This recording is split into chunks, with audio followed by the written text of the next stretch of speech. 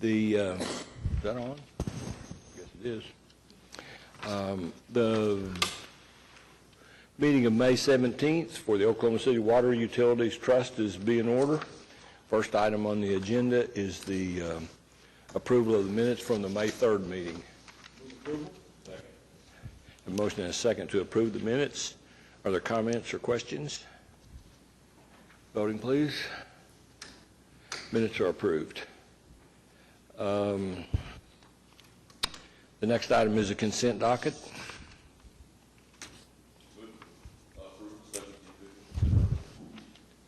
Second. Motion and a second to approve the consent docket. Are there matters for individual consideration?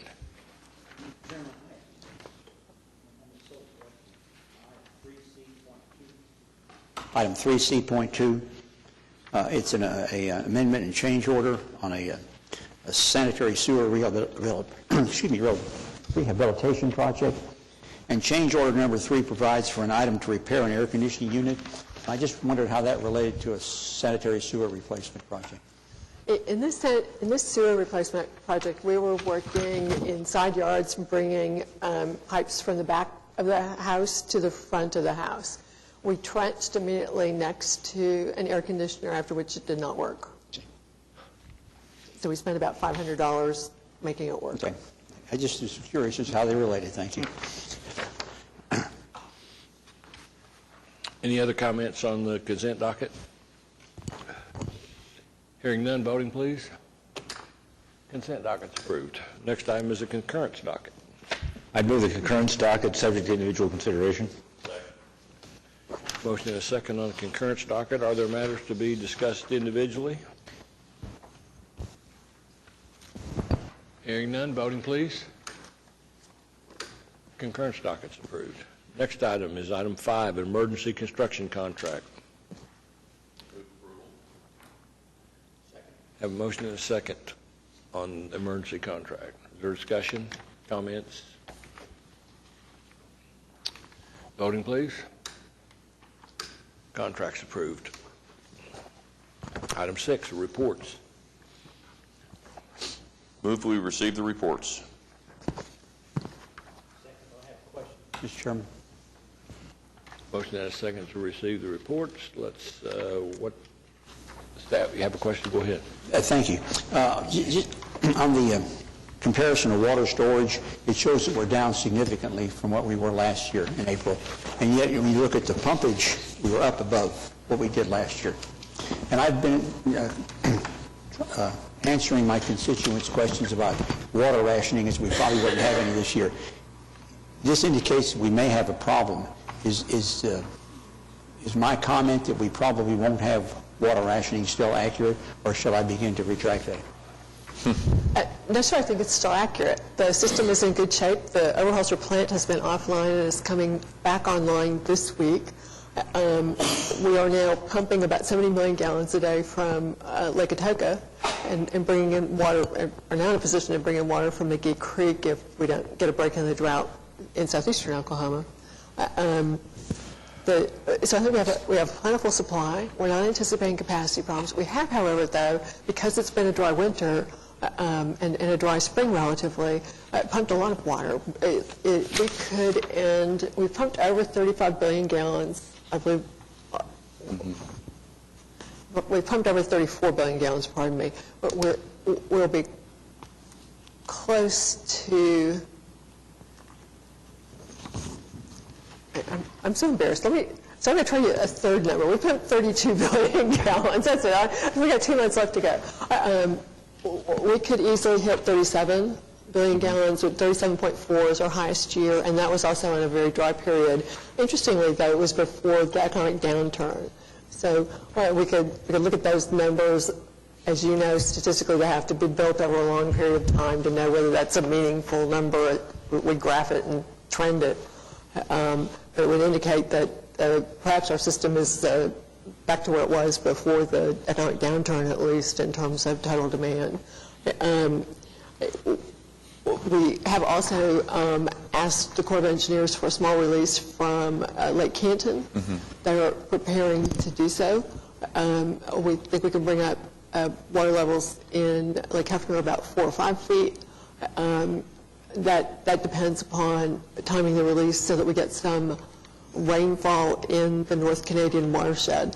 The rains we've had in the last couple of weeks have hit neither, while we have had flooding in parts of the state, not in the Boggy Creek watershed where Lake Atoka and McGee Creek Lake are, and not in the North Canadian watershed. We've had a pleasant rain that only increased the flow in the river from 30 cubic feet per second to 60 cubic feet per second. It's a nominal amount. We would typically want to see a flow of about 1,000 CFS to be getting a nice flow of water into the lakes.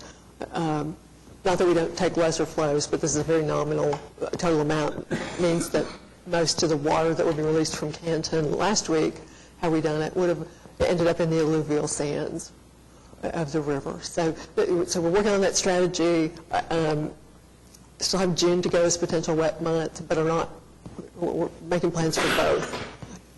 Are we going to time our release from Canton to rainfall in the rivershed area? We're trying. We told them if we can't get a rainfall, we would take it on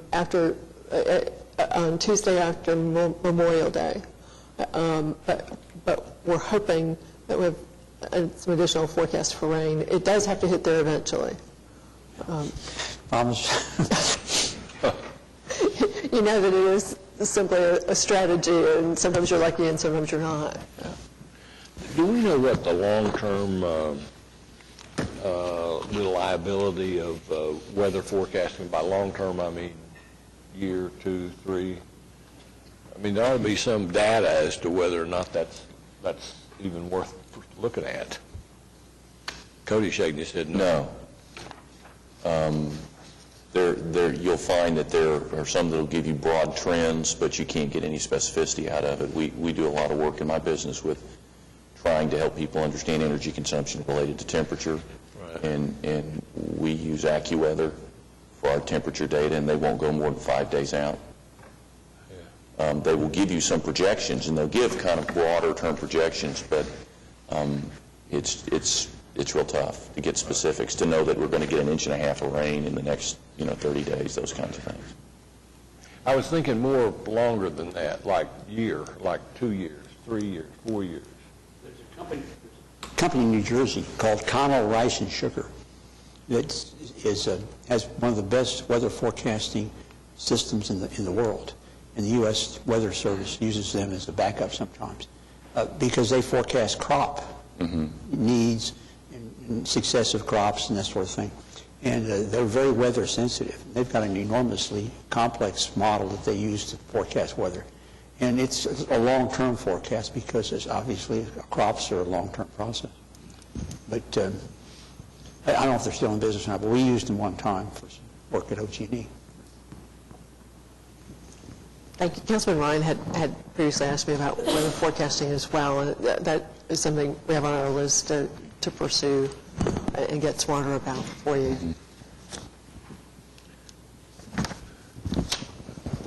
Well, in the last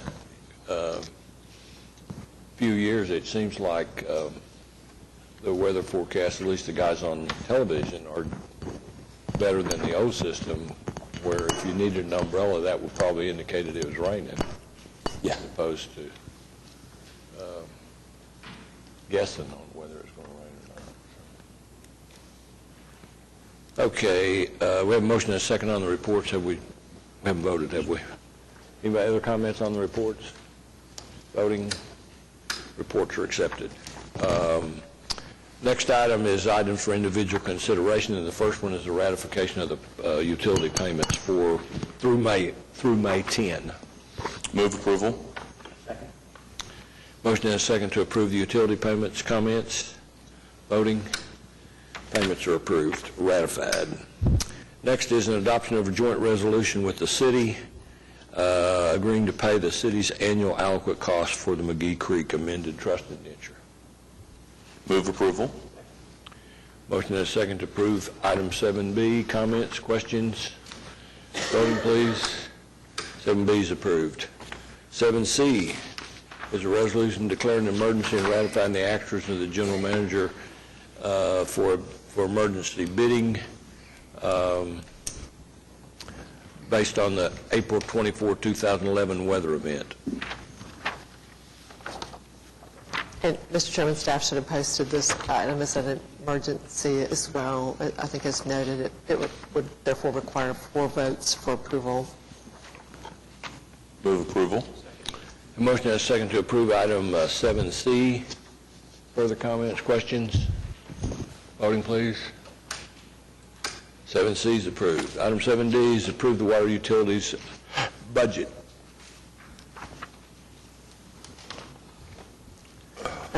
Mr. Chairman, staff has a presentation for you very briefly. We're very happy to bring you the proposed Oklahoma City Water Utilities Trust 2012 budget. Okay. But by way of outline,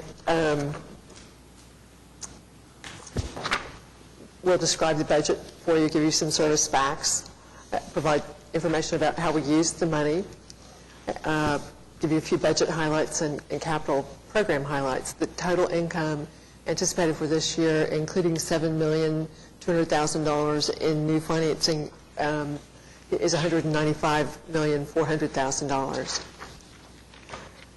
The Aquat budget is the place where we describe all revenue and expenses anticipated for the water and sewer system. It includes both the operations and the capital program. The utility operations include maintenance of 2,800 miles of water pipe, 2,700 miles of wastewater pipe, 3 water treatment plants, 5 wastewater treatment plants. We have a current total of 192,482 water accounts, 180,651 wastewater accounts. We treat an average of about 3 billion gallons of water a month, even though I can't explain that to you very well apparently, and about 2.2 million gallons of wastewater. We're recycling to reuse customers an average of around 6 million gallons a day of treated wastewater.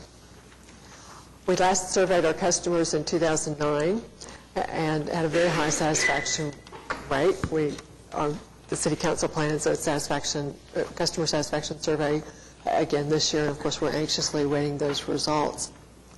Water sources of funds, of course, are principally our service charges at $102 million of the $107.6 million total.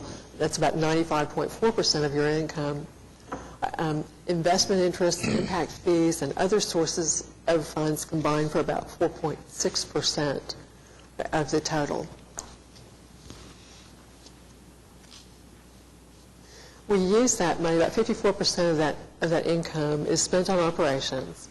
25% of the water income goes to debt service, a total of $26.7 million this year, and 21% goes to other uses, including the McGee Creek operations, capital funds for, capital contributions in lieu of debt. For example, wastewater sources of funds, wastewater income totals $89.7 million. $76.7 million of that, or 87%, comes from service charges. Bond proceeds for the wastewater system are 8.3% of the income. Investment interests and all other incomes combined for a total of 4.4% of the sewer income. About 36% of our total income is in the sewer system is spent on capital improvements. 32.3% spent on operations, with just under 17% going to debt service and 15% going to our contracted wastewater operations. So when you look at those numbers, we spend about 52% of our wastewater income on operations and the Veolia contract, where in the water fund, we're spending about 54% on operations. A few key elements in the water and sewer operating budget for this year.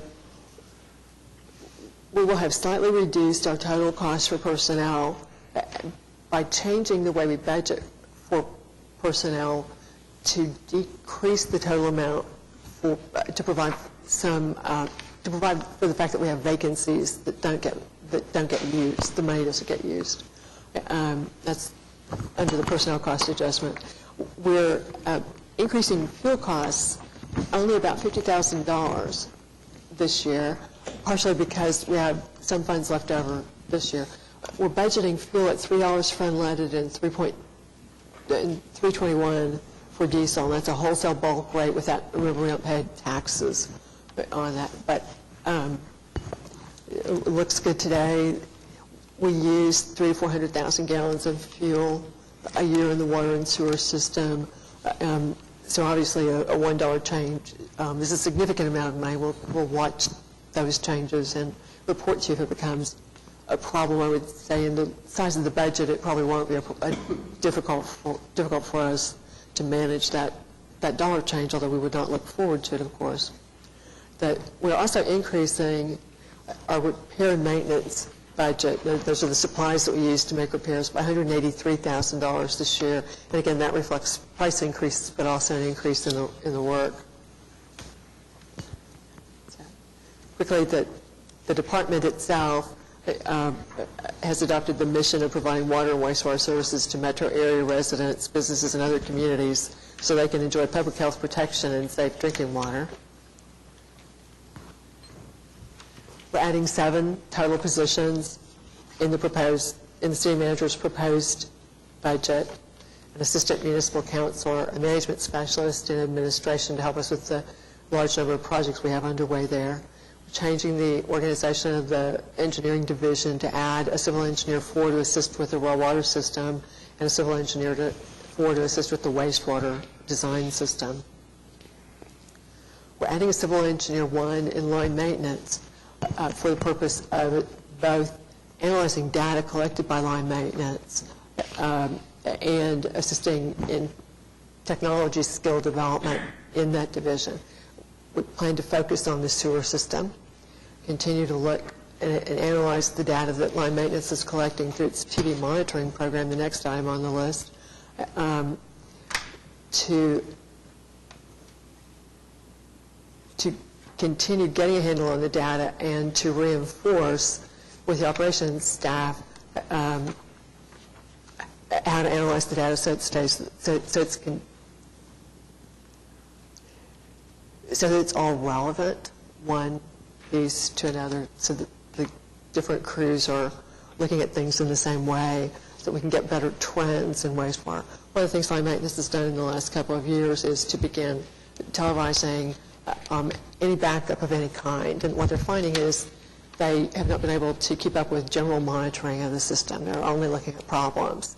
By adding the additional TV crew, we believe we'll be able to get more of a chance to look more broadly in the neighborhood than just at an individual problem, and get back out faster to look at whether there's a problem developing. Would you use those people only in response to a problem, or would they just be used as part of a routine maintenance operation to inspect all our pipes eventually? Well, yes and no. Historically, they did general surveying where we had identified problems, but we were not, we weren't always successfully ameliorating a sewer backup. For example, we would go out and flush it, and we didn't put a TV camera in to look at it. We didn't know, even though there's always a good idea based on what's flushed out. You can see root particles and pieces of grease. So you have some idea, but frequently those technical problems are caused by other things. Say a sag in the pipeline can create an opening for roots to come in and for grease to plug things up. So now they're looking at every one of those, about 1,500 a year typically that they look at. But again, they weren't looking broadly in the neighborhoods. Previously, if they had a certain number of backups in an area, they would go in and TV. And so now we're going to do a little bit more, return a little bit to the broad surveying in a problem area and continue to monitor the individuals for repairs.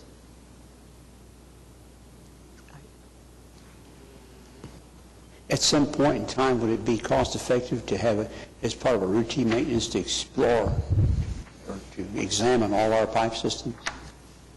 Or is that just overkill?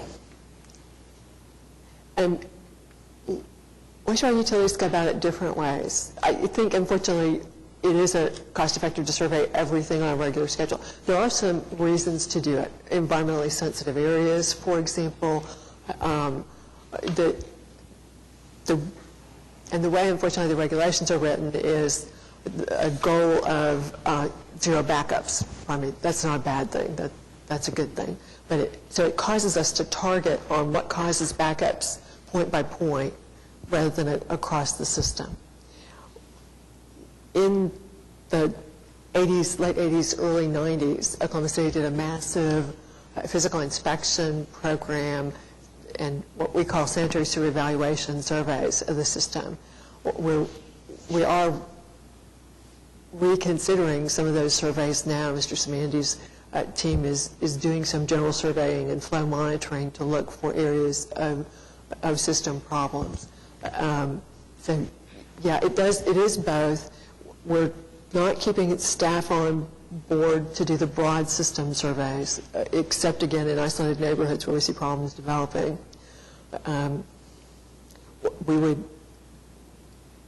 We would hope that the SSES work that he's revisiting, the sewer flow monitoring to identify places where we're taking in too much wastewater, for example, will help us answer those broader questions.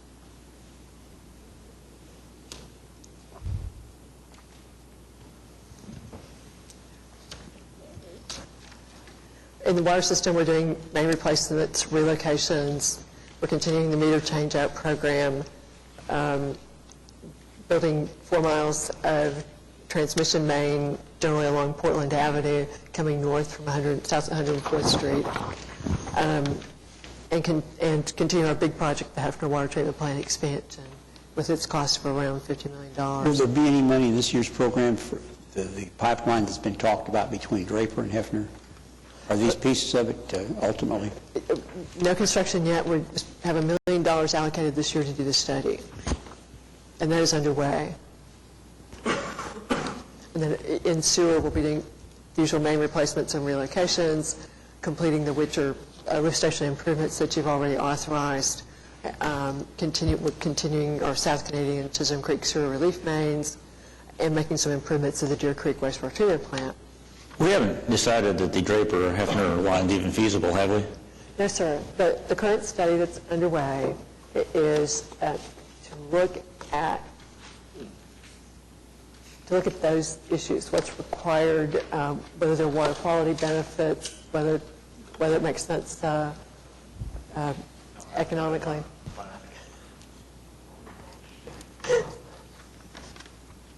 So finally, the proposed Oklahoma City Water Utilities Trust annual budget is consistent with our long-range financial plan as prepared by PFM. It includes a new bond issue to refund commercial paper about this time next year, so it will have been around 18 months between bond issues, and it includes about $48.6 million in capital contracts.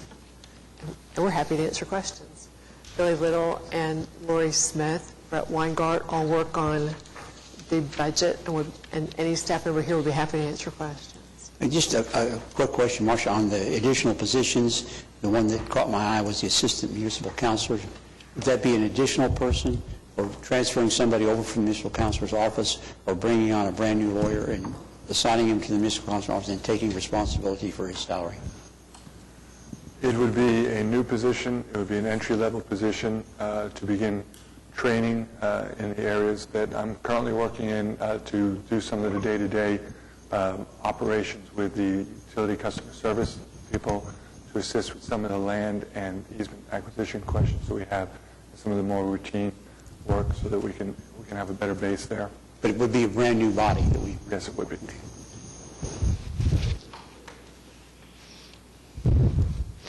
Any other questions about the budget? I would move approval at this time. Do I have a second? And just a quick question, there's an enormous difference between last year and this year in the dollars. Is there a specific reason or a couple of reasons that you would explain that? Or It's all capital. All capital dollars. And is it because we don't need those capital expenditures, or we just don't have the money to do them? We had a very large program last year. You have a second? Have a motion and a second to approve the budget. Further questions or comments? Voting, please. Budget's approved. Is there new business? Comments from trustees? Mr. Chairman, just a brief comment. And I get fairly frequent calls from constituents about water or sewer problems, and it's been our habit just to pass those on to the director. And I want to compliment the director and the staff over there for the quick, complete, and generally satisfactory responses we give to the citizens who have problems. I just think you've done a tremendous job, and we do appreciate that. Thank you. Further comments? Staff? Comments from staff? Citizens? Hearing none, we're adjourned. Thank you.